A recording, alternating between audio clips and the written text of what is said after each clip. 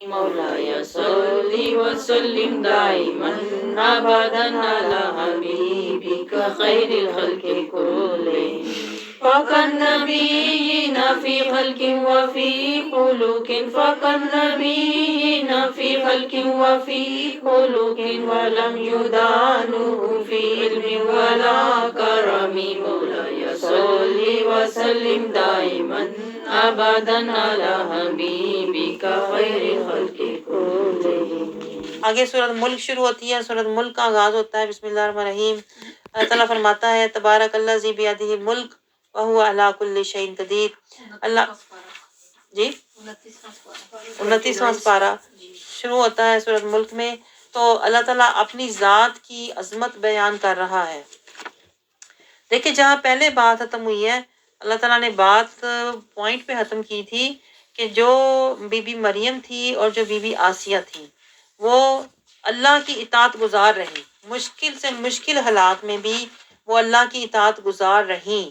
تو اللہ کہہ رہا ہے کیونکہ اللہ کی جو ذات ہے نا وہ بڑی ہی بابرکت ہے، جب آپ اس کے اطاعت گزار رہو گے نا تو بیدہ الملک، جیسے وہ بادشاہ ہے نا تو پھر اللہ آپ کو بھی اپنے گھر میں سلطنت اور عزت دے دے گا۔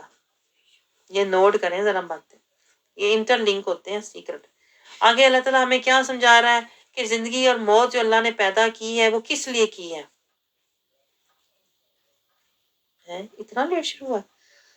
تو اللہ تعالیٰ زندگی کا مقصد ہمیں سمجھا رہا ہے کہ احسن عملا، زندگی کا مقصد یہ نہیں ہے کہ تم لطف اندوز ہونے کے لیے، انجوائمنٹ کے لیے زندگی گزارو۔ اللہ کہتا ہے یہ زندگی جو میں نے تجھے دی ہے نا 60-70 سال کی، اس کا مقصد کیا ہے؟ ایک تو لیبلوکم، تمہاری آزمائش ہے کہ تم آزمائشوں میں پڑھ کے غافل تو نہیں ہو جاتے، اللہ کا ذکر بھول تو نہیں جاتے کہ ذکر فکر شکر میں زندگی گزارتے ہو۔ اور پھر احسن عملا، اپنی توجہ تم احسن عمل پر رکھو، یہ نہ سوچو کہ میں نے بدلہ لینا ہے، احسن بدلہ نہ پہ بدلہ کے پیچھے لگ جاؤ، احسن عملا، یہ پوائنٹ نوٹ کریں۔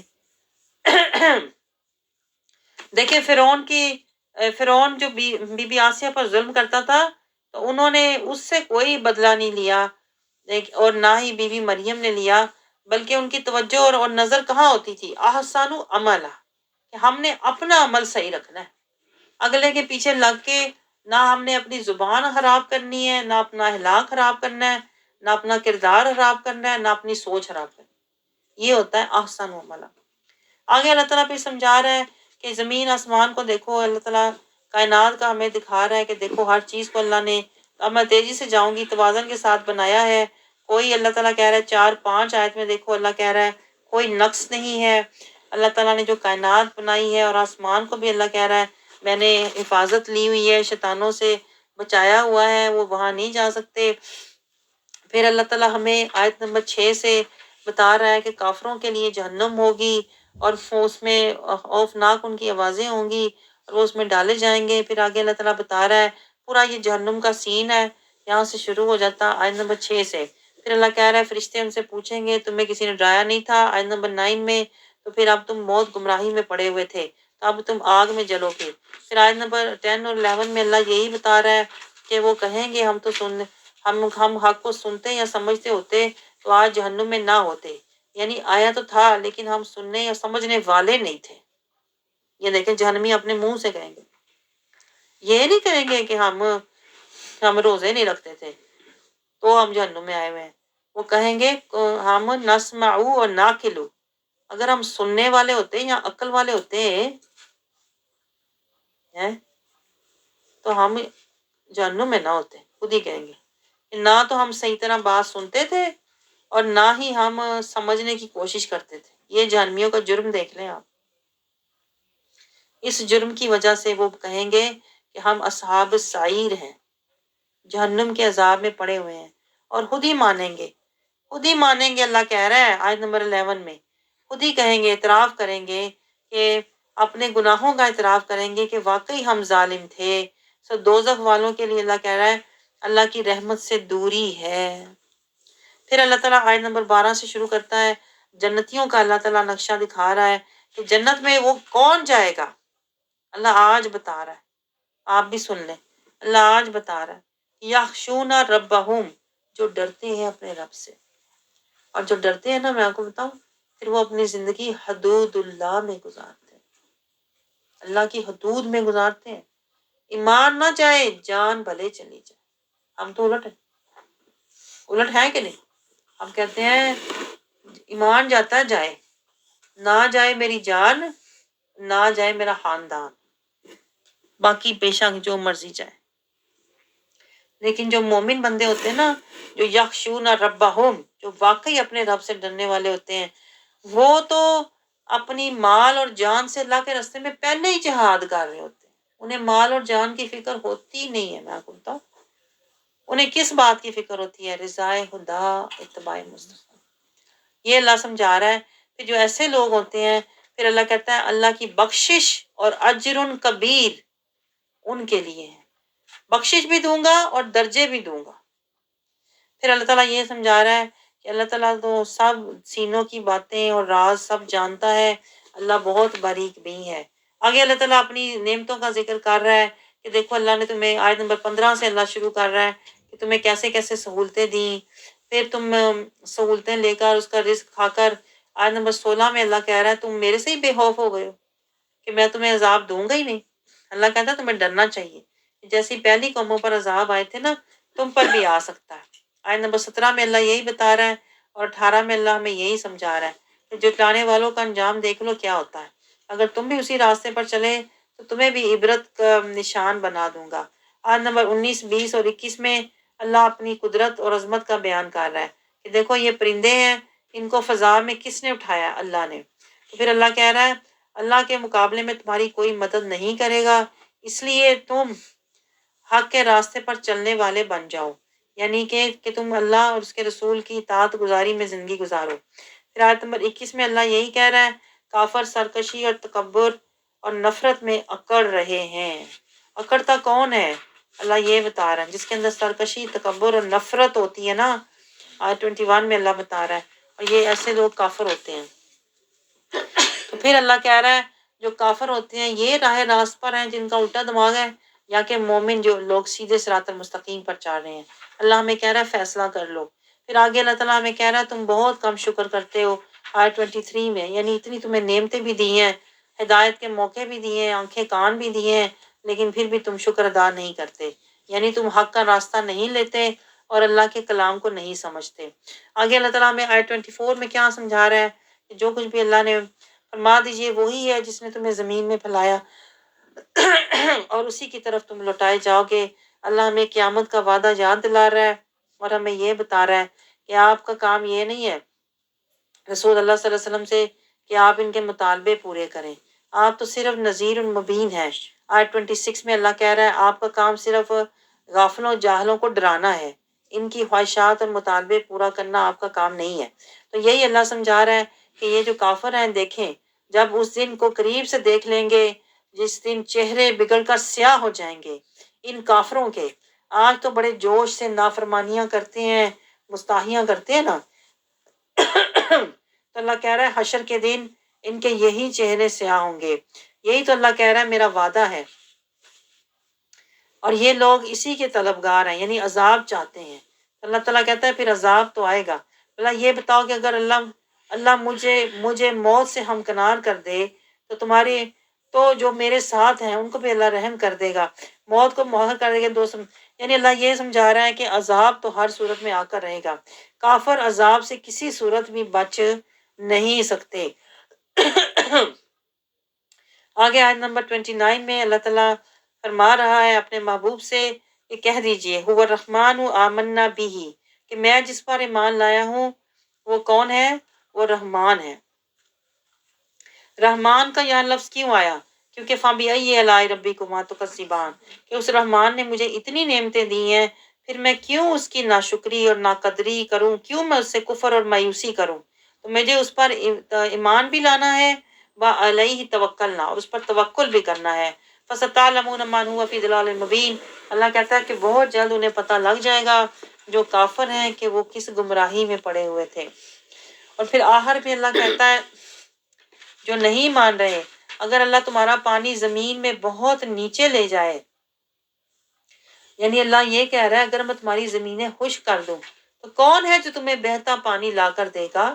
یعنی اللہ یہ بتا رہا ہے کہ تم تو میری پانی کی نعمت کا بھی شکر ادا نہیں کر رہے.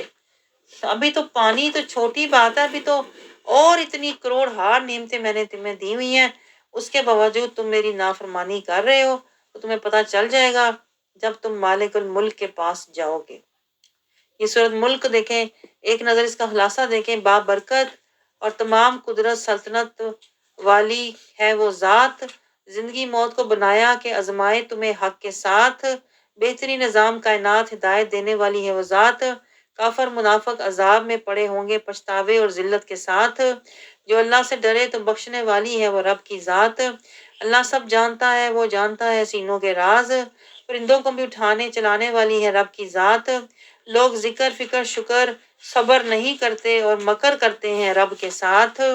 اللہ پر بھروسہ کرو، اسی کی عبادت کرو، یہی ہے رب کی بات. اب صورت آگے قلم شروع ہو رہی ہے. اس میں اللہ تعالیٰ فرماتا ہے بسم اللہ الرحمن الرحیم، نون والقلم وما یسترون. اور اس کے بارے میں اللہ فرماتا ہے کہ اس کے معنی نون حقیقی معنی اللہ اس کا رسول ہی بہتر جانتا ہے، اور جو فرشتے ما یسترون سے مراد ہے، اور قلم وہ فرشتے جس سے لکھ رہے ہیں، جس سے فرشتے لکھ رہے ہیں. پھر آگے اللہ تعالیٰ رسول اللہ صلی اللہ علیہ وسلم کی صفات کا بیان شروع کر دیتا ہے. قلم نے جو سب سے پہلے لکھا وہ صفات مصطفیٰ ہیں. اور وہ کیا ہیں؟ اللہ تعالیٰ فرماتا ہے یہ میرا محبوب مجنون نہیں ہے، اس کے لیے اجر غیر ممنون ہے، اس کا خلق، اس کا اخلاق عظیم ہے، اور یہ میرا تم لوگ دیکھ لو گے. یعنی اللہ کہہ رہا ہے یہ جو کچھ میں کہہ رہا ہوں تم بھی دیکھ لو گے جب تمہیں پتہ چلے گا، جب میرا عذاب آئے گا، جب میری پکڑ آئے گی کہ کون راہ راست پر ہے. آج تو تم اپنے آپ کو سمجھ رہے ہو نا، اور میرے محبوب کو جٹلا رہے ہو. اللہ کہتا ہے بہت جلد تمہیں پتہ چل جائے گا. آیت نمبر 8 میں اللہ اپنے محبوب کو یہ مشورہ دے رہا ہے، فلا تطیع المکذبین. یہ نوٹ کریں، یہ مشورہ ہمارے لیے بھی ہے کہ ہماری زندگی میں اگر ہمیں کسی ایسے شخص سے پالا پڑ جائے جو قرآن کو نہ مانے، قرآن کو جھٹلائے، قرآن کی آیات پر عمل نہ کرے، تو پھر اللہ کہہ رہا ہے فلا تطیعی، آپ اس کا کہا نہ مانے جو اللہ کا نہیں مان رہا. آگے پھر اللہ تعالیٰ ہمیں سمجھا رہا ہے وہ تو چاہتے ہیں، یعنی منافق تو اللہ کہہ رہا ہے چاہتے ہیں، حالات پرست ہوتے ہیں، موقع پرست ہوتے ہیں. وہ تو کہتے ہیں کہ تم تھوڑا دین سے باہر نکل آؤ پھر ہم تمہارے ساتھ چلیں گے. تو اللہ تعالیٰ کہہ رہا ہے کہ آپ کسی ایسے شخص کی بات نہ مانیں. آیت نمبر 10 میں جو بہت قسمیں کھانے والا انتہائی ذلیل ہے، یعنی اللہ تعالیٰ منافق کی بات کر رہا ہے. اور یہاں پر اللہ تعالیٰ ولید بن مغیرہ کا ذکر کر رہا ہے جو رسول اللہ صلی اللہ علیہ وسلم کے بارے میں یعنی سامنے تو صحیح ہوتا تھا لیکن پیچھے جا کے رسول اللہ صلی اللہ علیہ وسلم کے خلاف باتیں کرتا تھا، آپ صلی اللہ علیہ وسلم کو بدنام کرنے کی اور کہتے ہیں نا کرنے کی کوشش کرتا تھا. تو اس نے رسول اللہ صلی اللہ علیہ وسلم کو جھٹلایا تو اللہ کو اتنا غصہ آیا کہ اللہ نے اس کے 10 عیب، دیکھیں اللہ ورنہ کہتا ہے کہ عیبوں کو چھپاؤ، لیکن جو منافق ہوتے ہیں نا ان کے عیب اللہ کہتا ہے نہ چھپاؤ، ان کے عیب دکھاؤ. تو اللہ نے اس کے 10 عیب یہاں بیان کیے ہیں غصے سے. یہ اللہ کا انتہا کا غصہ ہے کہ اللہ کہتا ہے تیری جرت کیسے ہے کہ تو میرے محبوب کو جھٹلا رہا ہے. تو اللہ اس کے بارے میں کیا کہہ رہا ہے؟ اللہ کہتا ہے تو بہت جھوٹی قسمیں کھانے والا ذلیل ہے، تو تانے دینے والا ہے، تو عیب جو ہے، تو فسادی ہے، تو چغل ہور ہے، تو حق کے راستے سے روکنے والا ہے، تو بہیل ہے، تو سرکش ہے، تو گناہگار ہے، تو بد مزاج ہے، تو بد اصل ہے. سارے عیب اللہ نے اس کے بتائے ہیں جس نے رسول اللہ صلی اللہ علیہ وسلم کی گستاخی کی تھی. اس سے اندازہ کریں اللہ کو کتنی ناپسند ہے، ایسے لوگوں سے نفرت ہے کہ اللہ ان کے ساتھ پھر جنگ کرنے پہ آمادہ ہو جاتا ہے. آگے اللہ تعالیٰ پھر ایک باغ والوں کا قصہ بتا رہا ہے. آیت نمبر 17 سے یہ شروع ہوتا ہے اور آیت نمبر 27-28 تک جاتا ہے. باغ کا قصہ ہے کہ وہ باغ والوں کے پھل اچھے تھے تو انہوں نے سوچا کہ ہم چوری چوری جا کے رات کو کاٹ کے لے آتے ہیں، کسی کو دینا نہ پڑے، کسی کے ساتھ بانٹنا نہ پڑے، کسی غریب کو کھلانا نہ پڑے. تو اللہ کہتا ہے وہ ادھر یہ سوچ کر رہے تھے کہ ہم چھپ چھپا کے جاتے ہیں، ادھر اللہ نے رات کو ان کے باغ کے اوپر ایسی جکڑ چلا دی تو ان کا باغ تباہ برباد ہو گیا. تو اللہ کہتا ہے صدقہ کر دیتے، کچھ مال میں سے تو اچھا ہوتا نا، کچھ بچ بھی جاتا، لیکن جس طرح وہ جا رہے تھے کہ ہم نے کسی کو دینا ہی نہیں، تو اللہ نے کہا تم نے دینا ہے نہیں تو میں نے تمہیں بھی نہیں دینا. تو پھر انہوں نے کہا باغ جو تھا وہ برباد ہو گیا. جب وہ وہاں پہنچے تو وہاں کچھ بھی نہیں تھا. اللہ یہی سمجھا رہا ہے ہمیں، مثالوں سے دیکھیں اللہ سمجھاتا ہے کہ اگر تم اللہ کے راستے میں خرچ کرو تو اللہ تمہارے مال کو بڑھائے گا، بلکہ اگر تم چھپاؤ گے تو اللہ تمہارا مال گھٹائے گا۔ تو یہی بات اللہ سمجھا رہا ہے کہ انہیں ایک عدل پسند زیرک شخص نے کہا تھا، پھر انہیں کسی نے سمجھایا کہ تمہیں کہا نہیں تھا کہ اللہ کا ذکر کرتے ہوئے جاؤ اور اللہ کے راستے میں صدقہ خیرات کرنا تھا۔ تو اللہ یہ سمجھا رہا ہے تب وہ کہیں گے انا کننا ظالمین، کہ واقعی ہم تو ظلم کرنے جا رہے تھے، ظلم ہمارے اوپر ہو گیا۔ آگے اللہ تعالیٰ یہ سمجھا رہا ہے سب وہ ایک دوسرے کی طرف متوجہ ہو کر پھر وہ ملامت کرنے لگے کہ کیوں ہم نے یہ پلان بنایا تھا کہ چھپ چھپا کے جائیں گے اور کسی کو دیں گے نہیں، تو اللہ نے سارا باغ ہی غائب کر دیا بس۔ آگے اللہ تعالیٰ یہ سمجھا رہا ہے کہ ہائے ہماری شامت، تب وہ کہیں گے کہ ہم سرکش تھے۔ توغین آیت نمبر 31 میں اللہ کہہ رہا ہے تب انہیں پتہ چلے گا کہ ہمارے ساتھ یہ جو ہوا ہے یہ ہماری اپنی سرکشی کا نتیجہ ہے۔ یہ پوائنٹ نوٹ کریں، اللہ ہمیں کیا سمجھا رہا ہے کہ بعض دفعہ جو تمہیں محرومیاں ہوتی ہیں نا زندگی میں، جو تمہارا سے مال چھن جاتا ہے، وہ تمہاری اپنی سرکشی کا نتیجہ ہوتا ہے، جس طرح ان باغ والوں کے ساتھ ہوا۔ آگے اللہ تعالیٰ ہمیں سمجھا رہا ہے امید ہے ہمارا رب، پھر انہوں نے توبہ طائب ہوئے، انہوں نے توبہ کی، انہوں نے باغ والوں نے، کہتے ہیں وہ 3 بھائی تھے، انہوں نے پھر توبہ کی، تو پھر اللہ تعالیٰ کہتا ہے امید ہے، انہوں نے دعا کی، امید ہے ہمارا رب ہمیں اس کے بدلے میں اس سے بہتر دے گا، بے شک ہم اپنے رب کی طرف رجوع کرتے ہیں۔ تو پھر اللہ تعالیٰ کہتا ہے عذاب اس طرح ہوتا ہے، یہ ہے اللہ کا عذاب۔ دیکھیں اللہ نے مثال سے بتایا عذاب کسے کہتے ہیں، کہ تمہاری کھڑی فصل تباہ ہو جائے، تمہارا بنا بنایا کام جو ہے وہ بگڑ جائے، اللہ کہتا ہے یہ ہے عذاب۔ اور وہ پھر سوچو آخرت کا عذاب تو اس سے کہیں زیادہ ہے، لو کانوا یعلمون، کاش تمہاری سمجھ میں اللہ کہہ رہا ہے یہ مثالیں آ جائیں۔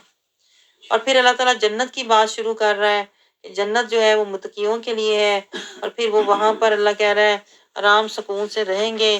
لیکن جو اللہ تعالیٰ کہہ رہا ہے غافل لوگ بیٹھے ہوئے ہیں، وہ پتہ نہیں کیوں بیٹھے ہوئے ہیں، کس چیز نے انہیں غافل کیا ہوا ہے، کس کتاب میں انہوں نے پڑھا ہوا ہے کہ بیٹھے رہو سب کچھ گھر بیٹھے مل جائے گا۔ تو اللہ تعالیٰ پھر آگے یہ سمجھا رہا ہے آیت 39 میں تمہاری مرضی اور خواہش کے مطابق یہ جو لوگ گھر بیٹھے ہوئے ہیں یا ادھر ادھر وقت ضائع کرتے ہیں، اللہ کہتا ہے آخرت میں انہیں ان کی مرضی کے مطابق کچھ بھی ملنے والا نہیں ہے۔ تو پھر آگے اللہ تعالیٰ کہہ رہا ہے کہ یہ جو اپنے کاموں میں اور اپنے شریکوں کے ساتھ بیٹھے ہوئے ہیں بتوں کے ساتھ، یہ پھر اللہ تعالیٰ انہیں کہے گا کہ لاؤ اگر تم سچے ہو، 41 میں کہ آج انہی سے کہو نا تمہاری مدد کریں، تمہیں تمہارا ساتھ دیں۔ پھر آگے اللہ تعالیٰ ہمیں سمجھا رہا ہے آیت 42 میں جس دن قیامت یا موت کا وقت آئے گا تو یہ نافرمان لوگ اللہ کہتا ہے قیامت کے وقت یہ اللہ کی بارگاہ میں سجدہ نہیں کر سکیں گے، کیونکہ انہوں نے دنیا میں اللہ کا سجدہ توکل اور رضا کیا ہی نہیں تھا، لیکن ان کی آنکھیں ندامت سے جھکی ہوئی، ذلت سے جھکی ہوئی ہوں گی، حالانکہ وہ اللہ تعالیٰ کہتا ہے اس وقت ان پر ذلت چھا رہی ہوگی حشر کے دن، جب اللہ کو دیکھیں، جب مومن اللہ کا دیدار کریں گے نا تو وہ سجدے میں گر جائیں گے۔ لیکن اللہ کہتا ہے جو اس طرح کے لوگ ہیں جنہوں نے نہ رکوع کیا، نہ سجدہ کیا، نہ توکل کیا، نہ راضی برضا رہے، وہ سجدہ بھی نہیں کر پائیں گے، اور پھر ذلت اور رسوائی ہوگی، کیونکہ دنیا میں انہوں نے سجدے کا، راضی برضا رہنے کا راستہ نہیں لیا تھا۔ آگے آیت نمبر 44 میں بھی اللہ کہہ رہا ہے جھٹلانے والوں کے لیے عذاب ہے، بس اللہ کہہ رہا ہے یہ مہلت ہے، مہلت ختم ہو گئی تو عذاب شروع ہو جائے گا۔ پھر آگے اللہ تعالیٰ کہہ رہا ہے 47 48 میں کہ آپ تو ان سے کچھ مانگتے بھی نہیں ہیں، پھر بھی یہ لوگ آپ کو جھٹلاتے ہیں، تو پھر آپ کیا کریں، صبر کریں، آپ یونس علیہ السلام کی طرح نہ ہوں۔ اللہ تعالیٰ کہہ رہا ہے ان کی طرح بے چین ہو کے اپنی قوم کو چھوڑ کے نہ جائیں، آپ ان کے ساتھ ہی رہیں، اللہ کی رحمت آپ کے ساتھ ہے، تو اللہ تعالیٰ آپ کو بچائے گا۔ آخر میں پھر اللہ کہہ رہا ہے اور یہ کافروں سے، کافر جو لوگ ہیں جب آپ قرآن پڑھتے ہیں تو آپ کو حاسدانہ نظروں سے دیکھتے ہیں، اور آپ کو دل میں سمجھتے ہیں کہ یہ تو مجنون ہے جو ایک ہی کام میں لگا ہوا ہے۔ اللہ اپنے محبوب کو تسلی دے رہا ہے کہ آپ فکر نہ کریں، اللہ قرآن کی بھی حفاظت کرے گا اور آپ کی بھی حفاظت کرے گا۔ سورۃ قلم میں کیا تھا، سورۃ قلم میں رب قسم اٹھا کر کہتا ہے آپ مجنون نہیں ہیں، آپ کے لیے اجر غیر ممنون ہے، آپ کا خلق عظیم ہے، نہ مانیے ان کو جو مکذبین ہیں، جو جھٹلانے والے ہیں۔ ولید بن مغیرہ نے رسول اللہ صلی اللہ علیہ وسلم کو ستایا، رب نے ان کے 10 ایوب کو بیان، اللہ نے ان کے 10 ایوب بیان کیے ہیں۔ پھر باغ والوں کا قصہ ہے جنہوں نے صدقہ نہیں دیا تھا تو پھر وہ محرومین ہیں، جنتیوں کے لیے جنت النعیم ہے، منافق اور کافر حشر کے دن بائیں ہاتھ والوں میں شامل ہوں گے اور وہ سجدہ نہیں کر پائیں گے۔ کام نہ کریں، اللہ تعالیٰ اپنے محبوب سے کہتا ہے بے چین ہو کر یونس علیہ السلام کی طرح نہ ہو جائیں۔ پھر اللہ کہہ رہا ہے آپ بندوں میں صابرین ہیں، شاکرین ہیں۔ کافر قرآن کے منکرین اور آپ کے حاسدین ہیں۔ آگے صورت الحاقہ شروع ہوتی ہے جو کہ قیامت کا ہمیں منظر دکھائے گی۔ الحاقہ کا مطلب ہی یہ ہے قیامت واقع ہونے والی ہے۔ پھر اللہ تعالیٰ کہتا ہے تمہیں کیا پتا، نہ تمہاری اتنی عقل ہے نہ تمہارا علم ہے، تمہیں تو نہ اتنی سمجھ ہے، تمہیں تو پتہ ہی نہیں ما الحاقہ، وہ قیامت کی گھڑی ہوگی کیا۔ اور نہ ہی اللہ تعالیٰ کہہ رہا ہے آپ کو کسی چیز نے خبردار کیا یقیناً واقع ہونے والی قیامت کیسی ہوگی۔ اللہ کہتا ہے تم تو بالکل بے خبر ہو۔ دیکھنا ہے نا تو حال دیکھو ذرا سمود کا اور عاد کا، کیسے جو انہوں نے نافرمانی کی تھی پھر اللہ تعالیٰ نے ان کے اوپر کیسی قیامت ڈھائی تھی، پھر ان کا سب کچھ اللہ تعالیٰ نے برباد کر دیا۔ اللہ تعالیٰ یہی ہمیں سمجھا رہا ہے آیت نمبر 7 تک۔ پھر 7 اور 8 اور 9 میں اللہ تعالیٰ پھر فرعون کے بارے میں، یہ ساری قیامتیں ہیں نا جو آئی تھیں، یعنی ان کی تباہیاں ہوئی تھیں، تو اللہ تعالیٰ کہہ رہا ہے فرعون نے بھی اسی طرح کیا، اللہ کی نافرمانی کی تو اللہ نے اس کی سخت گرفت میں لے لیا، یہ بھی قیامت تھی۔ پھر آگے نوح علیہ السلام کا قصہ بیان کر کے اللہ یہ بھی بتا رہا ہے کہ انہوں نے بھی نافرمانی کی، پھر دیکھو ان کی بھی کیسی قیامت آئی۔ پھر آگے اللہ تعالیٰ کہہ رہا ہے جب قیامت، اصل جو قیامت آئے گی، جب سور پھونکا جائے گا اور زمین اور پہاڑ اپنی جگہ سے ہٹا لیے جائیں گے، اور پھر اللہ تعالیٰ کہتا ہے سب کچھ اسی طرح ریزہ ریزہ ہوگا جس طرح نوح علیہ السلام کی قوم اور عاد اور سمود کے ساتھ ہوا۔ تو اللہ تعالیٰ ہمیں ایک طرح سے نصیحت دے رہا ہے۔ اس دن اللہ کہہ رہا ہے قیامت واقع ہوگی جب سارے آسمانی کرے پھٹ جائیں گے، کائنات کا اللہ کہہ رہا ہے اس کے اندر ہول ہو جائیں گے۔ اب یہ جو آیت ہے آیت نمبر 16، یہ کہتے ہیں کہ یہ بلیک ہول کے بارے میں ہے۔ آگے اللہ تعالیٰ فرما رہا ہے آیت 17 میں کہ جب ہول ہوں گے آسمان پہ تو پھر کیا ہوگا، فرشتے اس کے کناروں پر کھڑے ہوں گے اللہ کا عرش لیے ہوئے، اور وہ 8 فرشتے ہوں گے، عرش الہی ظاہر ہوگا، اور پھر اللہ تعالیٰ کہہ رہا ہے تمہیں حساب کے لیے پیش کیا جائے گا۔ دائیں ہاتھ والے جو ہوں گے وہ دائیں ہاتھ والے، اللہ ان کا آگے سلسلہ بیان کر رہا ہے، وہ عیش میں ہوں گے اور وہ کھا پی رہے ہوں گے اور وہ خوشحال ہوں گے، اور وہ کہیں گے کہ ہم تو مطلب تیار تھے، یہی توقع کر رہے تھے۔ پھر آگے اللہ بائیں ہاتھ والوں کا بیان کر رہا ہے آیت نمبر 25 میں، جس کا مال نمبر بائیں ہاتھ میں ملا وہ تو روئے گا، وہ تڑپے گا کہ مجھے آج نہ ہی ملتا میرا عمل، پھر اس کو توق بنائے جائیں گے، پھر اللہ کہتا ہے اسے زنجیریں اس کے ڈالی جائیں گی، اور پھر اللہ تعالیٰ کہتا ہے اس کا جرم پتہ کیا تھا، آیت 33 میں اللہ اس کے جرم بتا رہا ہے، یہ جو اسے توق پڑے ہیں، زنجیریں پڑی ہیں نا، یہ کیوں پڑی ہیں؟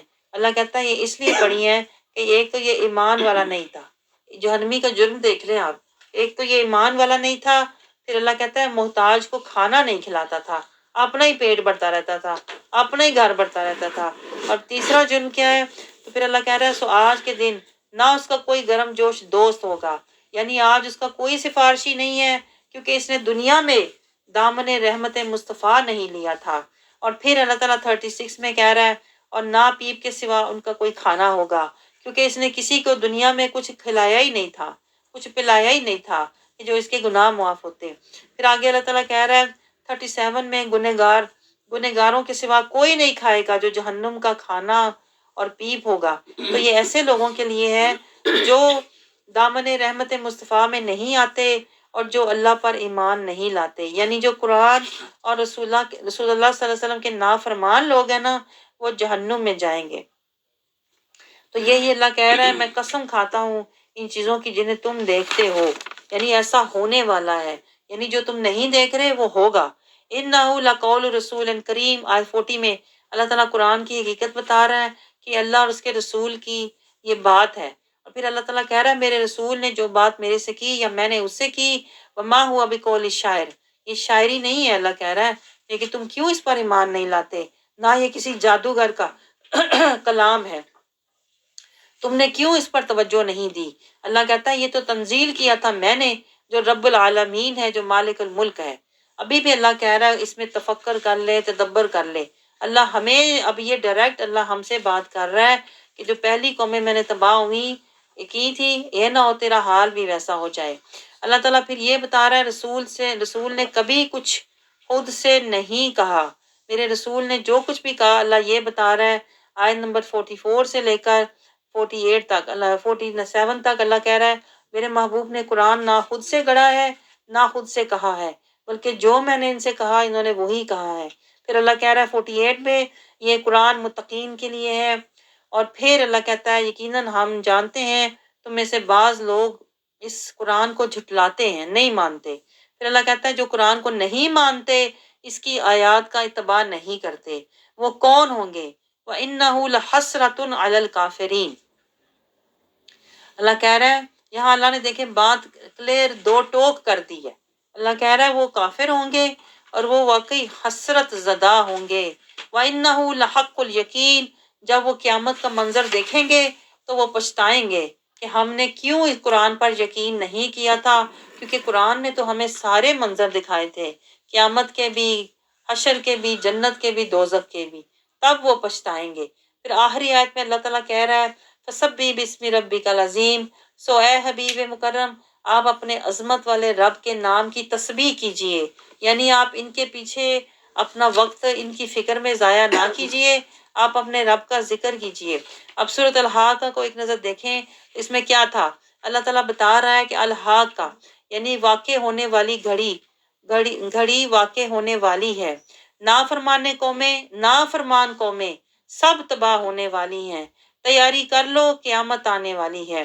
دائیں ہاتھ میں اعمال نامے کی، اللہ تعالیٰ کہہ رہا ہے زندگی، دائیں ہاتھ میں اعمال نامے والوں کی حسین زندگی شروع ہونے والی ہے۔ جو بائیں ہاتھ والا روئے گا پچھتائے گا، اب بات دائمی عذاب کی طرف جانے والی ہے۔ یہی وہ قوم ہے جو رسول کو جھٹلانے والی ہے، منافقوں اور کافروں پر رب کی سختی اور پکڑ آنے والی ہے۔ مجرم قوم حق کو جھٹلانے والی ہے، کافر کے لیے موت کی گھڑی حق الیقین بڑی ذلت اور حسرت والی ہے۔ رب کے نام کی تسبیح کرو، وہ ذات بڑی عظمت والی ہے۔ آگے سورۃ المعراج شروع ہوتی ہے۔ اس کا مطلب کیا ہے کہ آسمانی بلندیاں یا درجے، اس کا آغاز ہوتا ہے المعارج۔ اللہ تعالیٰ فرماتا ہے بسم اللہ الرحمن الرحیم، سال سائل بعذاب واقع۔ اللہ کہتا ہے دیکھو پوچھ رہا ہے، کوئی سائل ہے کہ وہ کیا پوچھ رہا ہے؟ قیامت کے بارے میں پوچھ رہا ہے کہ عذاب کب واقع ہوگا۔ کافروں کے لیے اللہ کہہ رہا ہے یہ کبھی بھی دور نہیں ہوگا، یعنی اللہ یہ بتا رہا ہے کہ پوچھنے کی یہ کوئی بات ہے؟ بھلا پوچھے تو بندہ رحمت کا پوچھے، اللہ کی بخشش کا پوچھے، لیکن جو کافر ہیں وہ اسی میں ہوتے تھے عذاب کب آئے گا، قیامت کب آئے گی۔ اللہ تعالیٰ کہہ رہا ہے کہ یہ اللہ کی جانب سے جو آسمانی زینوں بلندیوں کا مالک ہے، من اللہ ذی المعارج۔ اللہ یہ سمجھا رہا ہے مانگنا تھا تو درجے مانگنے تھے، مانگنا تھا تو عظمت مانگنی تھی، اللہ کی رحمت مانگنی تھی۔ اللہ تو بڑا ذی المعارج ہے، یعنی اللہ تو درجے اور مقامات دینے والا ہے، تو تم کیا پوچھ رہے ہو؟ قیامت اور عذاب کا پوچھ رہے ہو؟ یہ اللہ بتا رہا ہے۔ اللہ پھر آگے کہتا ہے آیت نمبر 4 میں اس کے عرش کی طرف فرشتے روح الامین عروج کرتے ہیں، اور ایک دن میں جس کا اندازہ میرے حساب کے مطابق 50,000 سال ہے۔ اللہ تعالیٰ دیکھیں بتا رہا ہے قیامت کا جو دن ہوگا نا وہ 50,000 سال کے برابر ہوگا۔ تو اللہ تعالیٰ یہ سمجھا رہا ہے کہ اس دن کی سختی سے بچو، اس لیے عذاب اور قیامت کا پوچھنے کی بجائے اپنی توجہ رحمت اور قرآن کی طرف رکھو۔ سو اے حبیب آپ ان کافروں کی باتوں پر ان کی باتوں پر آپ صبر کریں، صبری صبرن جمیلا۔ اللہ تعالیٰ کہتا ہے یہ جو آپ سے اوٹ پٹانگ سوال کرتے ہیں آپ ان کی باتوں پر نہ غمگین ہو بلکہ آپ صبر کریں، بے شک وہ اس دن کو دور سمجھ رہے ہیں، یعنی کافر سمجھ رہے ہیں یہ تو پتہ نہیں کبھی ہونا ہی نہیں۔ اللہ تعالیٰ کہتا ہے ہم تو اسے قریب دیکھتے ہیں، کن فیکون، ادھر اللہ کا حکم آنا ہے آنکھیں بند، ادھر قیامت شروع۔ تو اللہ تعالیٰ یہی تو سمجھا رہا ہے جس دن آسمان پگھلے ہوئے تانبے کی طرح ہو جائے گا، قیامت کا منظر اللہ دکھا رہا ہے، پہاڑ دنکی ہوئی اون کی طرح ہو جائیں گے، یعنی یہ ہمارے دل و دماغ پہ بھی لاگو ہوتی ہیں یہ باتیں۔ اور پھر کافر کی جو دوستیاں ہیں وہ بیکار ہو جائیں گی۔ پھر ہوگا کیا؟ دیکھیں اللہ کتنی گہری بات بتا رہا ہے۔ نمبر 11 میں وہ ایک دوسرے کو دکھائے جا رہے ہوں گے اور مجرم یہ آرزو کریں گے کاش اس دن کے عذاب سے آج بدلے میں اپنے بیٹے دے دوں۔ دیکھیں کہاں تک بات جا رہی ہے. اللہ کہہ رہا ہے تم بیٹے دینے کو تیار ہو جاؤ گے. جنہوں نے قرآن کا راستہ نہیں لیا اور رسول کی پیروی نہیں کی نا، وہ بیٹے تک دینے کو تیار ہو جائیں گے. یہاں تک کہیں گے اور اپنی بیوی اور اپنا بھائی، آج میں اپنی بیوی اور اپنا بھائی دے دوں لیکن اپنی جان بچا لوں. آیت نمبر 13 میں اللہ کہہ رہا ہے اور اپنا تمام خاندان دینے کو تیار ہو جاؤ گے. پھر آیت نمبر 14 میں اللہ تعالیٰ کہہ رہا ہے کہ جو جتنے لوگ بھی زمین میں ہیں سب کے سب، اللہ کہہ رہا ہے تم فدیہ دے دو پھر بھی تمہارا عذاب سے تم بچنے والے نہیں ہو. ثم ینجی، اس پہ نوٹ کریں، نہیں بچ سکتے. اللہ کہہ رہا تو بچو گے کیسے؟ تب تو بہت لیٹ ہو گیا ہوگا، تو تب تو ظاہر ہے عذاب سامنے ہوگا تو بندہ تلے منتیں کرے گا، میرے بیوی میرے بچے میرا خاندان لے لے یا اللہ، اور مجھے اس عذاب سے بچا لے. تو اللہ کہے گا جو میں نے تجھے آن لائن بکنگ پہلے کہی تھی وہ کیوں نہیں کروائی تو نے؟ پیچھے ایک آفر گزری ہے نا. اللہ کہہ رہا ہے میں تمہیں ایک ایسی تجارت بتاؤں جو تمہیں عذاب سے بچا لے. وہاں بھی ینجی کا لفظ آیا ہوا تھا. تو وہ تجارت کیا تھی؟ مال اور جان سے جہاد کرو اللہ کے راستے میں. اللہ کہتا ہے جب میں نے دنیا میں تمہیں نجات کی آفر کی تھی تب تم نے بکنگ کیوں نہیں کروائی تھی میرے ساتھ؟ قرآن سے بکنگ لیتے، رسول اللہ صلی اللہ علیہ وسلم کنفرم کرتے تو آج تمہیں نجات ملی ہوئی ہوتی. لیکن اس وقت قبر کے عذاب کے سامنے کھڑے ہو کے کہے گا یا اللہ مجھے اس عذاب سے بچا لے. تو اللہ کہہ رہا ہے اب تو اتنا لیٹ ہو چکا ہے، ہونتے تو پاویں ساری دنیا بھی فدیہ دے دینا تو اللہ کہے گا تو اس عذاب سے اب بچ نہیں سکتا. پھر اللہ تعالیٰ آگے جہنم کا نقشہ کھینچ رہا ہے.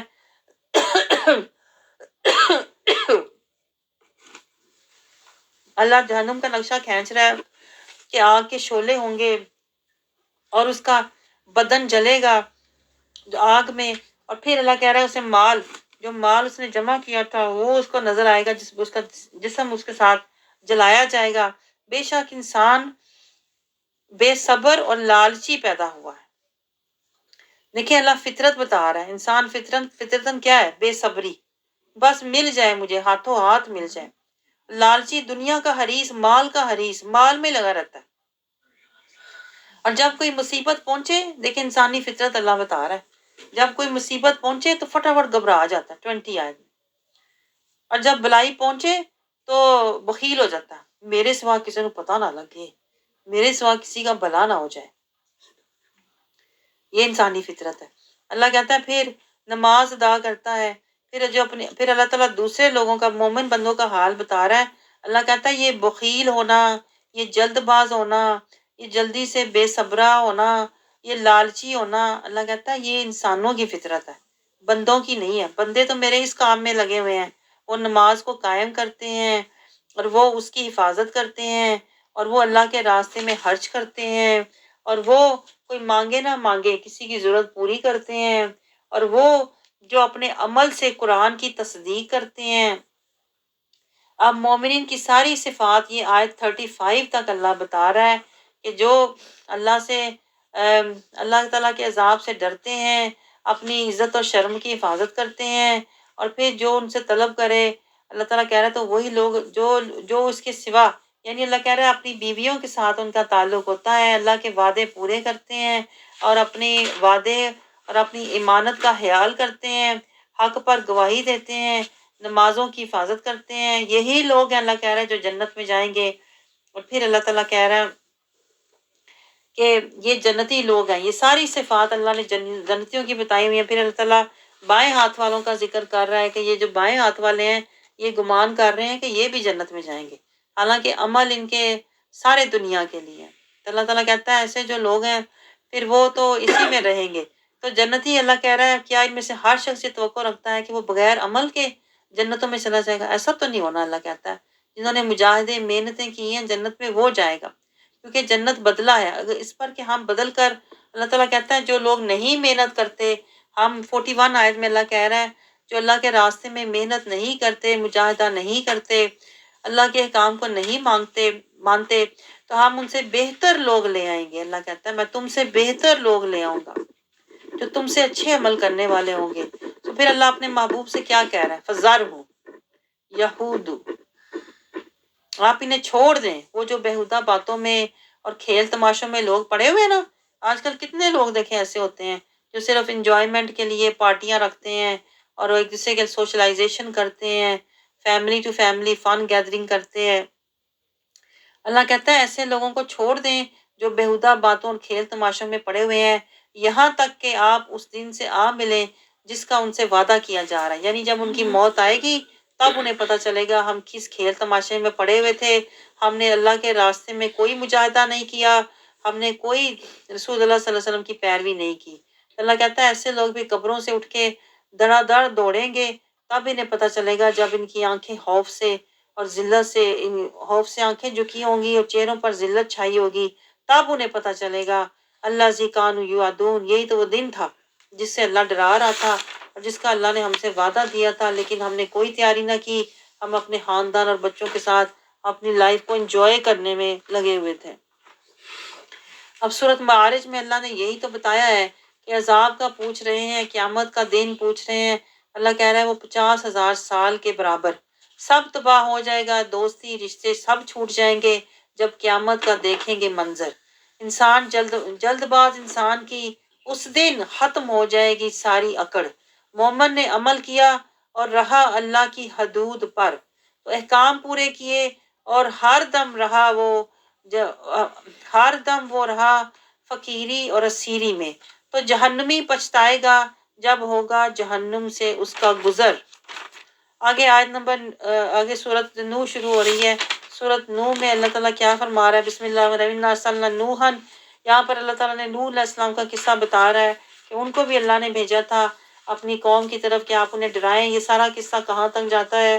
یہ آیت نمبر 8 میں بھی یہی ہے، اللہ تعالیٰ بتا رہا کہ وہ نذیر المبین تھے لیکن انہوں نے جھٹلایا، نہ مانا، تو پھر اللہ تعالیٰ نے انہیں مہلت دی، پھر انہوں نے مہلت بھی ضائع کر دی، کانوں میں انگلیاں ڈال لیں اور وہ دعوت کو قبول نہیں کرتے تھے۔ ساتھ میں بھی یہی ہے، تو نوح علیہ السلام نے اللہ سے کہا کہ میں نے ہر طرح کی کوشش کر کے دیکھ لی ہے، یہ نہیں مان رہے، تو پھر اللہ تعالیٰ نے کہا کہ اچھا پھر میں نے کہا تم اپنے رب سے بخشش طلب کرو، بے شک وہ بڑا بخشنے والا ہے۔ انہوں نے اللہ سے دعا کی کہ پھر اللہ تعالیٰ نے زوردار ان کے اوپر می بھیجا، پھر اللہ تعالیٰ نے کہا تمہاری مال اور اولاد کے ذریعے تمہاری مدد فرمائے گا۔ یعنی انہوں نے کہا نوح علیہ السلام نے اپنی قوم سے کہ اگر تم اللہ کے راستے پر چلو گے، آیت نمبر 12، اگر تم اللہ کے راستے پر چلو گے تو اللہ تمہاری مال اور اولاد کے ذریعے مدد فرمائے گا، تمہیں باغات بھی دے گا، نہریں بھی دے گا، اگر تم اللہ کی مانو گے تو۔ تمہیں کیا ہو گیا ہے کہ تم اللہ کی عظمت کا اعتقاد اور معرفت نہیں رکھتے؟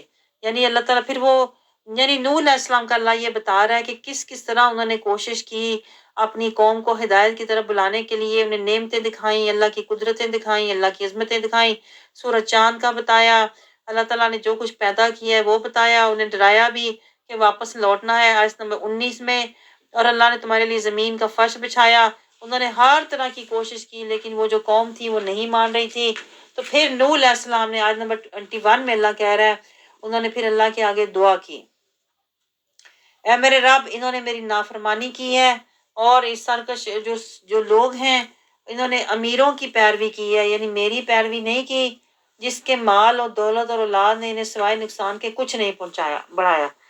پھر وہ اللہ کے آگے مجبور ہو کے نوح علیہ السلام نے یہ دعا کی کہ یا اللہ میں نے تو بڑی کوشش کی ہے لیکن یہ امیروں کے پیچھے جاتے ہیں، میری بات نہیں سنتے اور اپنے بتوں کے پیچھے، آیت نمبر 23 میں بتوں کے نام لکھے ہوئے ہیں کہ یہ ان کے پیچھے لگے ہوئے ہیں۔ تو پھر انہوں نے کہا کہ یہ جو امیر لوگ ہیں اور یہ بتوں نے ان کو گمراہ کر رکھا ہے۔ تو پھر آخر میں 25 میں اللہ تعالیٰ کہہ رہا ہے اللہ نے ان کو سب کو غرق کر دیا۔ پھر نوح علیہ السلام نے یہ بھی کہا تھا یا اللہ کوئی ان میں سے باقی نہ رہے کیونکہ ان کی اولاد جو ہوگی وہ آ کے یہی حرکتیں کرے گی۔ دیکھیں یہ پوائنٹ نوٹ کریں، آیت نمبر 27 میں اللہ کہہ رہا ہے کہ بے شک اگر تو نے انہیں زندہ چھوڑے گا تو وہ تیرے بندوں کو گمراہ کریں گے اور وہ اسی طرح کافر اولاد کے سوا کسی کو جنم نہیں دیں گے۔ دیکھیں اللہ کہہ رہا ہے کافر کی اولاد کافر ہی ہوتی ہے اور وہ اسی عقیدے پر ہوتی ہے جس طرح ان کے والدین ہوتے ہیں۔ تو نوح علیہ السلام نے یہ دعا کی تھی کہ اللہ ان کافروں کو نہ چھوڑ، ان کی نسلیں بھی آگے اسی طرح ہوں گی۔ پھر آگے اللہ تعالیٰ کہہ رہے ہیں انہوں نے دعا کی اللہ کی بارگاہ میں رب اغفر لی والی والدیہ، انہوں نے دعا کی یا اللہ مجھے بخش دے، میرے والدین کو اور ہر اس شخص کو جو مومن ہو کر میرے گھر میں داخل ہو، اور جملہ مومن مردوں اور مومن عورتوں کو اور ظالموں کے لیے سوائے ہلاکت کے کچھ نہیں ہے۔ اس آیت میں سورت میں اگر آپ دیکھیں، سورت نوح علیہ السلام کو اللہ نے بھیجا، نوح علیہ السلام کو بھیجا اللہ نے قوم کی طرف کے ڈرائیں، نبی کے صدقے مہلت ہے باز آ جائیں، لیکن ان کی قوم نے چھوڑی نہ کافرانہ روش۔ نبی نے ہر طرح انہیں آخرت اور اللہ کی نشانیاں یاد دلائیں۔ امیروں نے تکبر کیا اور غریبوں سے کی، اور امیروں نے تکبر کیا اور غریبوں نے کی ان سے وفائیں، آخر قوم غرق ہو گئی کہ وہ تھی ظالمین۔ آگے سورۃ جن شروع ہوتی ہے۔ سورۃ جن میں اللہ تعالیٰ کیا فرماتا ہے؟ جنات نے، بسم اللہ الرحمن الرحیم، قل اوحی الی انہ استمع نفر من الجن فقالوا انا سمعنا قرآنا عجبا۔ اللہ تعالیٰ وہ واقعہ ہمیں سنا رہا ہے یہاں شروع میں ہی کہ جنات بھی رسول اللہ صلی اللہ علیہ وسلم کی بارگاہ میں حاضر ہوئے اور انہوں نے قرآن سنا۔ آیت نمبر 2-3 میں اللہ یہی فرما رہا ہے کہ قرآن سن کے وہ پہچان گئے کہ یہ ہدایت والی کتاب ہے اور یہ اللہ کا کلام ہے۔ پھر آیت نمبر 4 میں اللہ تعالیٰ کہہ رہا ہے کہ وہ کہہ رہے تھے کہ ہم میں سے کوئی احمق ہی اللہ کے بارے میں حق سے دور سے حد سے گزری ہوئی باتیں کرے گا۔ یعنی جنات کو اتنا یقین تھا قرآن پر کہ وہ کہہ رہے تھے کہ یہ حق ہے، یہ جو کچھ اس میں فرمایا گیا ہے اس میں کچھ بھی جھوٹ نہیں ہے۔ اللہ تعالیٰ یہ بتا رہا ہے کہ جنات بھی پہچان گئے۔ اور پھر انسانوں میں سے، اور یہ کہ آیت نمبر 6 میں اللہ کہہ رہا ہے کہ انسانوں میں سے کچھ لوگ جنات میں سے بعض افراد کی پناہ لیتے ہیں۔ یہ پوائنٹ نوٹ کریں، یہ جو لوگ جنات کے ساتھ عملیات کرتے ہیں نا، تو اس کا اللہ ذکر کر رہا ہے کہ کچھ لوگ ایسے ہیں۔ آیت نمبر 6 میں اللہ کہہ رہا ہے یہ جنات کو اپنے کنٹرول میں لیتے ہیں اور ان کو استعمال کرتے ہیں۔ پھر ہوتا پتہ کیا ہے؟ ان کو استعمال کرنے سے پھر جنات جو ہے نا وہ اور سرکش ہو جاتے ہیں، کیونکہ جنات یہ سمجھتے ہیں کہ انسان جو ہے وہ ہمارے بھروسے پہ بیٹھا ہوا ہے۔ تو اللہ کہتا ہے اے گروہ جنات، وہ انسان بھی جو ایسا گمان کرنے لگے ہیں جیسا گمان تم نے کیا، اللہ مرنے کے بعد ہرگز کسی کو نہیں اٹھائے گا۔ اللہ یہ سمجھا رہا ہے کہ یہ جادو جو ہے نا، یہ جادو اور جنات کا جو عمل ہے یہ وہی لوگ کرتے ہیں جن کا آخرت پر یقین نہیں ہوتا، تو اس لیے کرنے والا بھی کافر ہو جاتا ہے اور کروانے والا بھی کافر ہو جاتا ہے۔ آگے اللہ تعالیٰ بتا رہا ہے آیت نمبر 8 اور 9 میں کہ اللہ تعالیٰ نے جنات سے حفاظت کے لیے آسمان کا پورا بندوبست کیا ہوا ہے، کوئی اوپر جانے کی کوشش کرے تو شہاب ثاقب اس کو مارا جاتا ہے۔ پھر اللہ تعالیٰ آگے بتا رہا ہے کہ اللہ تعالیٰ ہمیں آیت نمبر 10 میں کیا سمجھا رہا ہے، اور یہ کہ ہم نہیں جانتے کہ ہماری بندش ان لوگوں کے حق میں جو زمین میں ہے برائی ہے یا کہ بلائی ہے۔ اللہ تعالیٰ یہ بتا رہا ہے کہ جن تو اتنے بے پاس ہوتے ہیں، جنات کے پاس کوئی علم نہیں ہوتا، علم تو انسانوں کے پاس ہے، اور انسانوں کی وجہ سے جنات جو ہے نا اللہ کہتا ہے زیادہ شوہے ہو جاتے ہیں۔ جب وہ انسان جنات کے پیچھے جاتا ہے تو وہ کہتے ہیں ہمیں تو پتہ ہی نہیں، یہ تو انسان ہمیں استعمال کر رہا ہے، جس طرح بھی کرے گا ہمیں نہیں پتہ اس کا نتیجہ کیا ہوگا۔ آگے اللہ تعالیٰ 11 میں ہمیں کیا سمجھا رہا ہے؟ ان میں کچھ نیک بھی ہیں اور کچھ برے بھی ہیں۔ جنات میں بھی دیکھیں ہر طرح کے ہوتے ہیں، ہر طرح کے جن ہوتے ہیں۔ آگے اللہ تعالیٰ آیت نمبر 12 میں کیا کہہ رہا ہے کہ یہ کیا کہتے ہیں؟ ہم نے یقین کر لیا ہم اللہ کو ہرگز زمین میں عاجز نہیں کر سکتے اور نہ ہی زمین سے بھاگ سکتے ہیں۔ اللہ تعالیٰ کہتے ہیں جنات کو بھی پتہ ہے کہ ان کی بھی ایک لمٹ ہے، وہ اللہ کی پکڑ سے اور اللہ کی حدود سے باہر نہیں جا سکتے۔ اور یہ کہ جب ہم نے ہدایت کو سنا تو اللہ کہتا ہے یہ جنات کہتے ہیں ہم اس پر ایمان لے آئے۔ پھر جو شخص اپنے رب پر ایمان لاتا ہے تو وہ نہ نقصان اٹھاتا ہے، نہ خوف زدہ ہوتا ہے، نہ ہی اس پر ظلم ہوتا ہے۔ ایمان کوئی بھی لائے، اللہ بتا رہا ہے چاہے وہ جن ہے یا انسان ہے، اللہ تعالیٰ پھر اس کو اپنی حفاظت میں لے لیتا ہے۔ آگے اللہ تعالیٰ ہمیں کیا سمجھا رہا ہے کہ انسانوں اور جنوں میں بھی دونوں طرح کے لوگ ہوتے ہیں، کہ کچھ فرما بردار ہوتے ہیں اور کچھ ہوتے ہیں جو نافرمان ہوتے ہیں۔ تو اللہ تعالیٰ کہہ رہا ہے پھر جو کوئی فرما بردار ہوا تو ایسے ہی لوگوں نے بھلائی طلب کی۔ یعنی اللہ یہ بتا رہا ہے اصل بھلائی اور طاقت کامیابی یہ نہیں ہے کہ تم جنات کے ساتھ چھیڑ چھاڑ شروع کر دو یا ان کو اپنے مطابق ان کو قابو کر کے، یہ جو لوگ موکل پکڑتے ہیں یہ موکل جنات ہی تو ہوتے ہیں۔ تو اللہ کہتا ہے ان موکلوں کو پکڑ کے ان سے کچھ پوچھنا یا ان سے اپنے کام کروانا اس میں کوئی بھلائی نہیں ہے۔ اللہ کہتا ہے نہ ہی میں نے تمہیں یہ زندگی اس لیے دی ہوئی ہے کہ تم جنات کے ساتھ مل کر تو جو اللہ نے تمہارے لیے کوئی پریشانی یا تکلیف بھیجی ہے، جنات کے ساتھ مل کر تم اللہ سے لڑو۔ اللہ کہتا ہے یہ کوئی بھلائی نہیں ہے۔ بھلائی کس میں ہے کہ اگر تم مسلمان ہوتے اور حق کے راستے پر چلتے تو پھر اللہ اس تکلیف کو بھی تم سے دور کر دیتا۔ آگے اللہ تعالیٰ کہتا ہے لیکن جو لوگ اس چکر میں پڑ جاتے ہیں پھر وہ دوزخ کا ایندھن بنیں گے۔ آیت نمبر 15 میں اللہ یہ سمجھا رہا ہے۔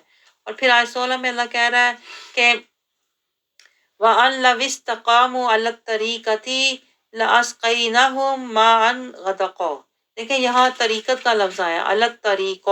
اکثر لوگوں کو طریقت کا ہی نہیں پتا، وہ کہتے ہیں سنت شریعت تو ہے، یہ طریقت کدھر سے آئی ہے؟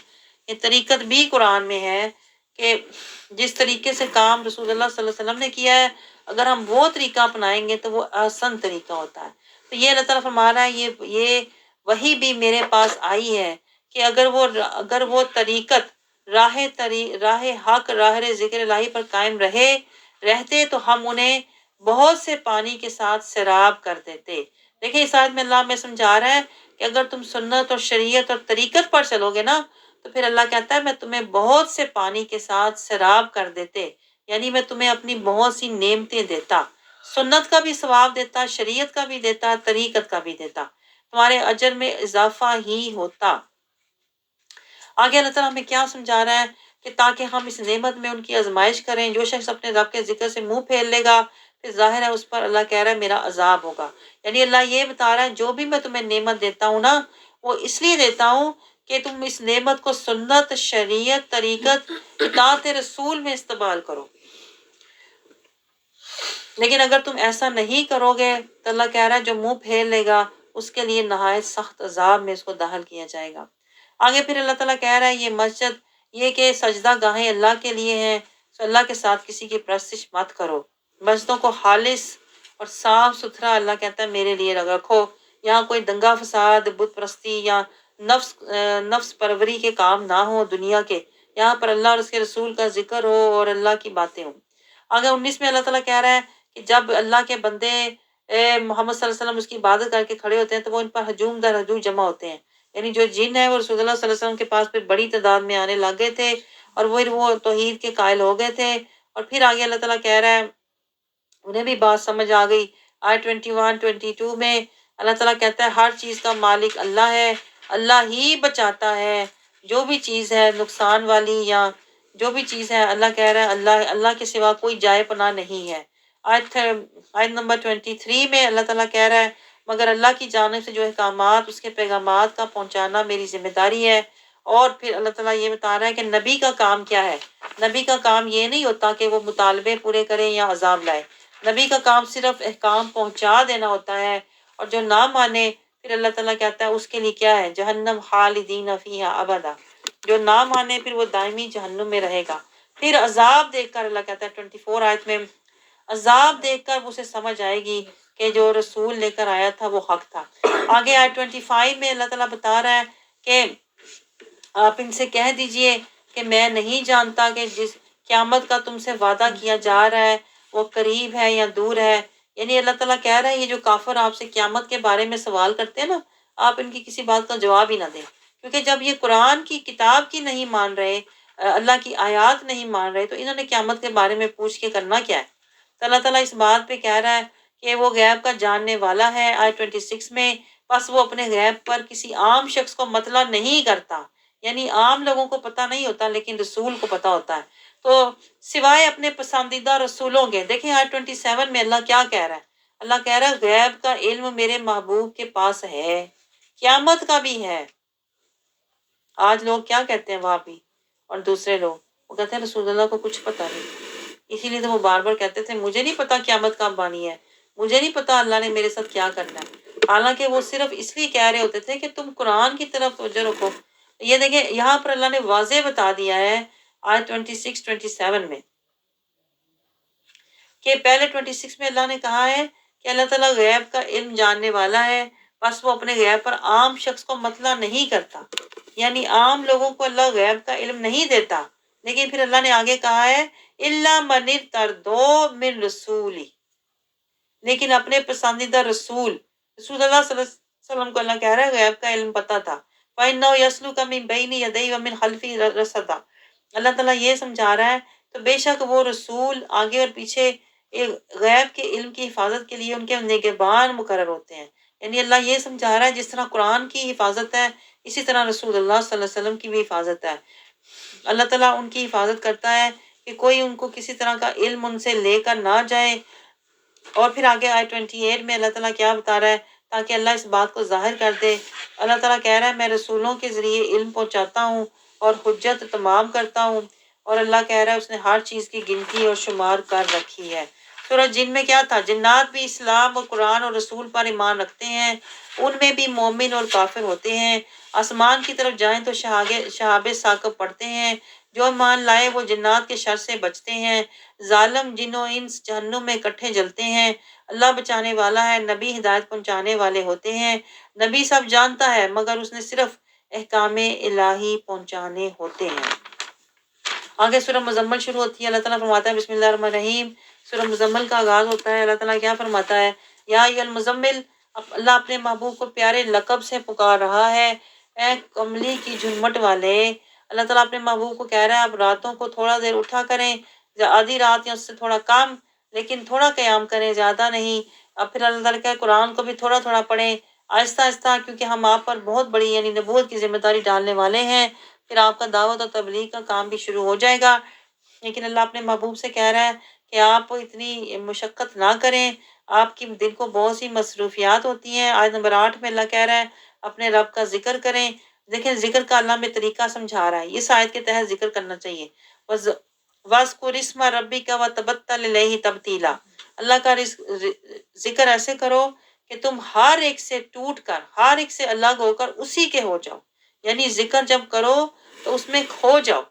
آگے اللہ تعالیٰ اپنی عظمت بتا رہا ہے کہ مشرق اور مغرب کا مالک اللہ ہے، اس کے سوا کوئی معبود نہیں. پھر اللہ تعالیٰ آپ سمجھا رہا ہے وَاصْبِرْ، آپ صبر کیجئے، عَلَىٰ مَا يَقُولُونَ. اب اللہ اپنے محبوب سے کہہ رہا ہے آپ ذکر کریں، فکر کریں، شکر کریں، صبر کریں، توکل کریں. آپ یہ جو لوگ آپ کو جھٹلاتے ہیں یا قرآن کو جھٹلاتے ہیں نا، آپ کیا کریں؟ اللہ کہہ رہا ہے ان کے ساتھ آپ ان سے کنارہ کش ہو جائیں، ان سے دور ہو جائیں. وَاحْجُرْهُمْ حَجْرًا جَمِيلًا، اچھے طریقے سے ان سے دور ہو جائیں، یعنی ان سے بحث مباحثہ نہ کریں. پھر آگے اللہ تعالیٰ کہہ رہا ہے کہ یہ مہلت ہے بس تھوڑی دیر کی. آیت نمبر 11، 12 اور 13 میں اللہ تعالیٰ کہہ رہا ہے کہ تھوڑی سی مہلت ہے، بہت جلد ان کی پکڑ ہوگی، پھر ان کے لیے عذاب ہوگا.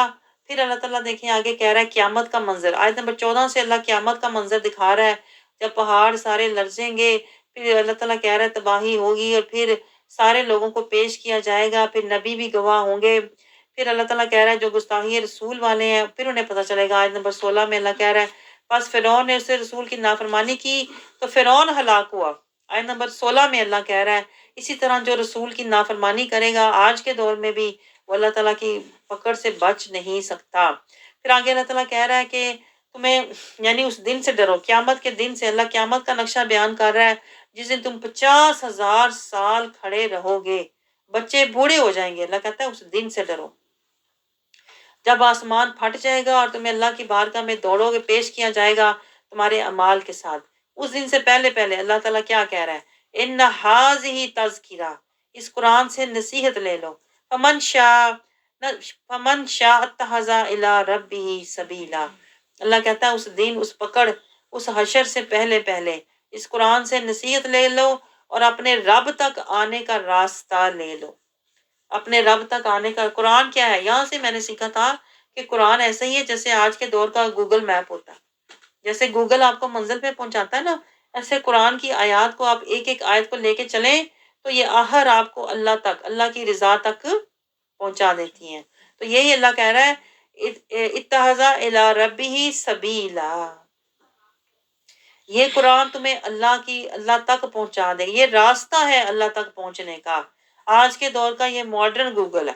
آگے اللہ تعالیٰ کیا کہہ رہا ہے آیت نمبر 20 میں کہ اللہ تعالیٰ سب جانتا ہے. جو کچھ بھی اپنے محبوب کے بارے میں اللہ تعالیٰ کہہ رہا ہے کہ جو آپ راتوں کو قیام کرتے ہیں اور اللہ تعالیٰ کو اس کی خبر ہے. اور اللہ تعالیٰ پھر کہہ رہا ہے کہ آپ رات کو کیا کریں، آپ آسانی سے جتنا پڑھ سکتے ہیں اتنا پڑھیں، یعنی تلاوت بھی اتنی لمبی نہ کریں کہ اگر کوئی بیمار ہے تو اس کے لیے مشکل ہو جائے. تو اللہ تعالیٰ کہہ رہا ہے جتنا آپ آسانی سے کر سکتے ہیں اتنا کریں، اور پھر نماز کو قائم کریں، زکوٰۃ دیں. آخر میں اللہ تعالیٰ کہہ رہا ہے جو بھی تم عمل کرو گے وہ تم اللہ کے پاس اس کو پا لو گے، اور اللہ بخشنے والا رحم فرمانے والا ہے۔ اب سورت دیکھیں، مزمل کو ہم ایک نظر دیکھیں۔ رات کو قیام اور قرآن پڑھیں، تھوڑا پر کچھ دیر سو جائیں، ذکر میں سب سے ٹوٹ کر اسی کے ہو جائیں، صبر کریں اور ظالمین سے کنارہ کش ہو جائیں، قیامت آنے والی ہے، سب رب کے سامنے پیش ہو جائیں، بڑے بڑے فرعون تباہ ہوئے، اب بھی وقت ہے، رب تک پہنچنے والا راستہ لے لیں، جتنی آسانی سے ہو سکے اتنی عبادت کرو، واپس جا کر سب انسان اپنے اعمال کا صلہ پا لیں گے۔ آگے سورت مدثر شروع ہوتی ہے۔ سورت مدثر کا آغاز ہوتا ہے، اللہ تعالیٰ فرماتا ہے یا ایھا المدثر، اپنے محبوب کو اللہ تعالیٰ خطاب دے رہا ہے، اے چادر اوڑھنے والے، اٹھیں اور انہیں اللہ کا ذکر سنائیں، یعنی آپ کا کام یہ ہے کہ آپ کے ارد گرد جو جاہل، غافل، منافق، کافر، مشرک لوگ رہتے ہیں، آپ ان کو ڈرائیں۔ تو اللہ تعالیٰ رب کی عظمت اور رسول اللہ صلی اللہ علیہ وسلم کی نبوت کا اعلان کر رہا ہے۔ ان آیات میں رسول اللہ صلی اللہ علیہ وسلم کی نبوت اور اپنی عظمت بیان کر رہا ہے۔ اپنے رب کی کبریائی بڑائی بیان کیجئے، سب کو بتائیے، اور اپنے لباس کو پاک رکھیے، یعنی آپ نبوت والے ہیں، اور آپ بتوں سے حسب سابق ان ناپاک چیزوں سے دور رہیے۔ آپ جس طرح اللہ کے راستے میں چل رہے ہیں، تفکر تدبر کرتے ہوئے اسی طرح چلیے، اس غرض سے کسی پر احسان نہ کریں کہ اس کے زیادہ طلب کریں، یعنی اللہ یہ ہمیں تعلیم دے رہا ہے رسول اللہ کے وسیلے سے، اور صبر کریں، اور اللہ کہہ رہا ہے صبر کیوں کریں، اس لیے کہ قیامت آنے والی ہے، وہ بہت سخت دن ہوگا، تو پھر اللہ کہہ رہا ہے وہ کافروں کے لیے بہت ہی سخت ہوگا، اور پھر اللہ کہتا ہے جب یہ کافر میرے پاس آئے گا نا، جس نے نہ صبر کیا، نہ اللہ سے ڈرا، نہ اللہ کو جانا مانا نہ پہچانا، نہ اس نے تقوی کا لباس پہنا، نہ اس نے من پاک اور نیت صاف کی، اور لوگوں کو احسان کر کے جتاتا رہا، ظلم کرتا رہا اور بے صبرا رہا، تو اللہ کہتا ہے ایسا بندہ جب میرے پاس آئے گا تو پھر اس کو پتہ چلے گا یہ اکیلا ہی ہوگا، اس کا مال سب دنیا میں رہ جائے گا، اور یہ تو دنیا میں بڑا اس کے پاس مال تھا، لیکن جب میرے پاس آئے گا تو تنہا ہوگا، اور یہ سوچے گا کہ پتہ نہیں مجھے اللہ آگے بھی بہت مال دے گا۔ تو اللہ کہتا ہے آیت نمبر 16 میں، ہرگز ایسا نہیں ہوگا، بلکہ وہ ہماری آیتوں کا دشمن تھا دنیا میں، ان قریب اللہ کہتا ہے میں اسے سخت تکلیف دوں گا، یعنی دنیا میں تو بڑی عیش کر کے آیا تھا لیکن اللہ کا نافرمان تھا، تو اللہ کہتا ہے پھر حشر میں میں اسے بڑی تکلیف دوں گا۔ آیت نمبر 18 میں اللہ کہہ رہا ہے یہ اپنے دل میں ہی سوچ کے بیٹھ جاتا ہے کہ مجھے اتنا دینا ہے، اتنا نہیں دینا، یہ صحیح ہے، اپنے پاس سے ہی اللہ کہہ رہا ہے اصول بنا لیتا ہے۔ تو پھر اللہ کہتا ہے مال کے ایسے لوگ حریص ہوتے ہیں، آیات پر عمل نہیں کرتے، خود ہی دل میں سوچ لیتا ہے کہ میں نے اتنا دینا ہے، اتنا نہیں دینا، یعنی اللہ تعالیٰ کہتا ہے یہ نہیں سوچتا کہ اگر اللہ نے مجھے زیادہ دیا ہے تو میں زیادہ دے دوں، نہیں، اللہ کہتا ہے یہ بس اپنے آپ ہی سوچ لیتا ہے۔ پھر اللہ کہتا ہے اس پر اللہ کی مار ہے، لعنت ہے، کہ یہ کیسی باتیں سوچ کے خود ہی بیٹھ جاتا ہے۔ پھر اللہ کہہ رہا ہے اس پر اللہ کی لعنت ہے جو اپنے پاس سے یہ سوچ کے بیٹھ جاتا ہے فلانی جگہ سے مجھے ملے گا، کبھی بتوں سے ملے گا، کبھی لوگوں سے ملے گا، اور حق بات سن کے اللہ کہتا ہے اس کی حالت کیا ہوتی ہے۔ آیت نمبر 22 میں اللہ کہہ رہا ہے کہ یہ منہ چڑھاتا ہے، منہ بگاڑتا ہے، اور پھر حق سے منہ پھیر کے تکبر کر کے چلا جاتا ہے۔ اللہ تعالیٰ پورا نقشہ ہمیں بتا رہا ہے کہ جو لوگ مالدار ہوتے ہیں ان کے اندر تکبر، اور ان کے اندر ریاکاری، اور ان کے اندر دکھاوا ہوتا ہے۔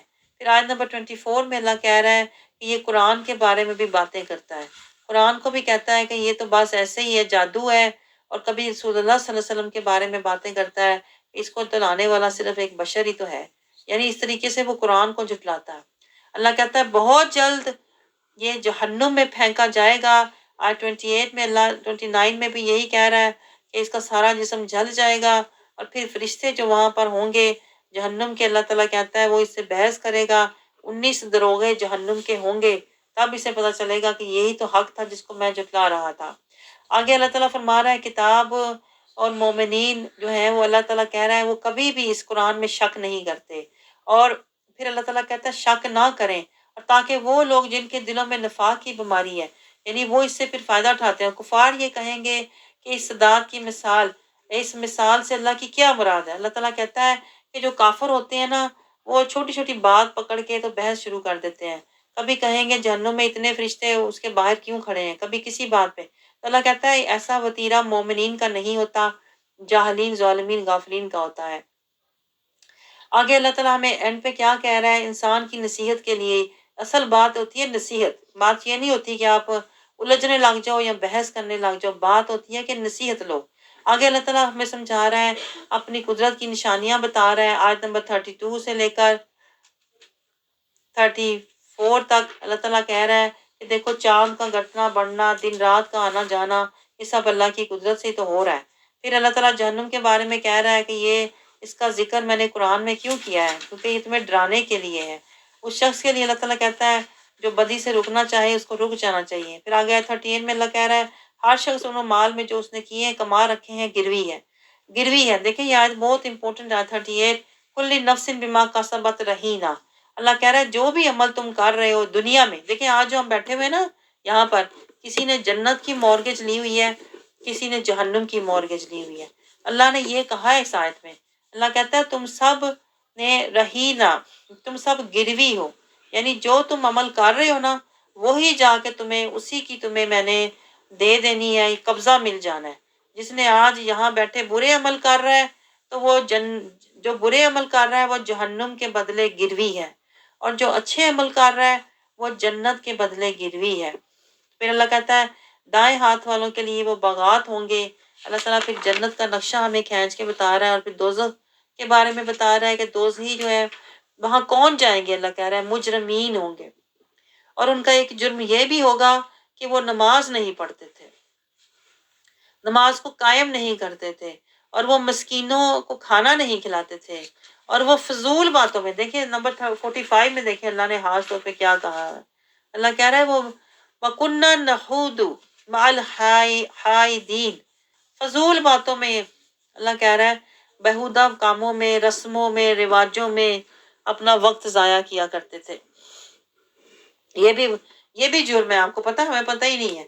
وقت کو ضائع کرنا، وقت کو اور مہلت اور صحت کو ضائع کرنا بھی جرم ہے، کیونکہ یہ وقت اللہ نے ذکر فکر شکر صبر کے لیے دیا ہے.